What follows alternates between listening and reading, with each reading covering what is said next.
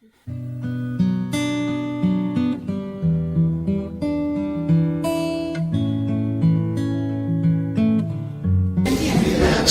if I go back to the domain you cover, small and medium businesses, right? Small and medium businesses have relatively frugal operations. They don't have an IT department. They may not have a complete marketing department. They may not have a complete HR department, etc. Many of the startups today offer solutions which a small and medium enterprise can adopt very quickly. I think I gave an example earlier about, let's say I run a bakery, right? Or I run a network of bakeries. I have about 100 employees, right, across 3 different bakeries in the city. I don't know much about IT as a CEO, but I still need an HR solution, right? I still need to maintain the database of my 100 employees, not just in a spreadsheet, but being able to maintain the information, pay them, be compliant to all government rules, give them their pension, etc., health benefits, etc. Many of these startups offer HR solutions on the cloud, right? You don't need an IT department, you don't need developers, you basically provide them your requirement. I have 100 employees, here's a name, you swipe your card or make them the payment, you're up and running, right?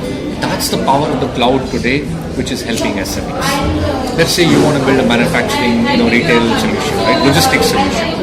Many of these solutions which startups build are what we call born in the cloud solutions. They're available to SMEs, right? So in some ways, the startup revolution has actually benefited SMEs the most immediately, because they can take advantage of many of these solutions right there, right now, right?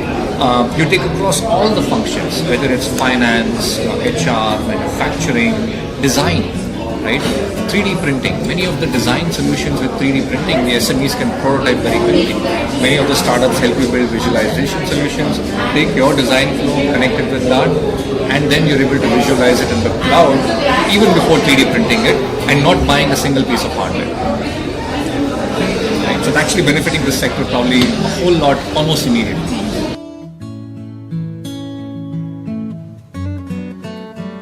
See, you have to start thinking of it from a customer point of view, the journey of a customer, right? If you're going to buy a product or a service, and like I said earlier, go visit a doctor, you're probably going to do 2 or 3 things. One is a friend tells you, hey, this doctor is good, there's a very good chance you're going to show up, right? Even if your friend tells you this doctor is very good, there's also a chance you might go and search for the doctor's name, understand the background, do some amount of digital research. And this holds good for practically all products and goods and services, especially with the millennials, right? And many of us older generation are also now saying we're going to do some analysis before we make a decision. SMEs need to start looking at the power of digital technology, right? Having a good online presence, making sure they're interacting with their customers digitally. If I'm a furniture company, I'm a boutique furniture company, I sell 100 chairs a month, right? I should know who I sell it to, have a digital relationship with them, get feedback, maybe get their pictures from what I sold 5 years later and post it back saying, hey, here's a chair I sold 5 years ago. Now, how much did this process cost you? Right? That's what we want to communicate to the SMEs, that the power of digital technology doesn't take you a whole lot of investment. So the worry should be more of understanding, not new investments. Build an understanding of the subject, use it, and provide a better customer relationship at the end of all this.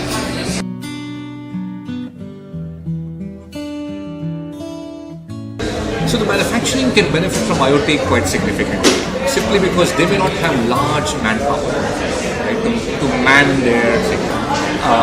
If I'm the CEO of a small manufacturing enterprise, I'm sitting here and partying, with everybody else, I may be curious in terms of what's going on back, in the factory.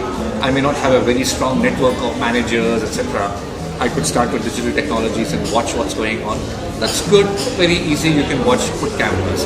But I could have connections into my machines and say how much is being produced and get the data and counters on my phone to say actually what's the volume of production. Where is my logistics? Where is my supply? All that can now, with IoT, give you a view of what's happening in the business.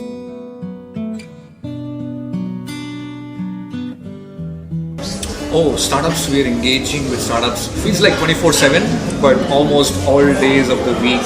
And I say all days of the week with a reason. Saturdays and Sundays are the highest amount of traction we have at developer events. Right? My folks are beginning to wonder why I'm working so much on Saturdays, because startups love to have those conversations on Saturdays and Sundays. Right? Our hackathons and hackfests are mostly on the weekends. Right?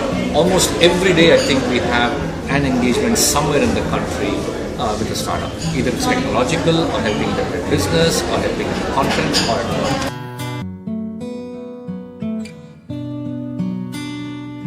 SME sector will see benefit from the economy growing. Right? Now they also need to understand that they've got to transform themselves slowly, but definitely steadily, and sometimes even faster, depending on which sector you are. I can't make a broad statement across sectors, but some sectors will have to innovate much faster than the others. But use of technology is not expensive, it's relatively easy, and can give you a lot of benefits. Is a message I would give residents.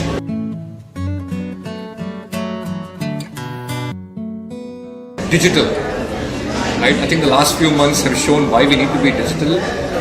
You've got to be digital in the future. Get digitally savvy. Build an understanding, not just from a money perspective. Money, marketing, people, technology. Understand digital. It can give you benefits. Thank you so much. Okay. Thank you so much, sir.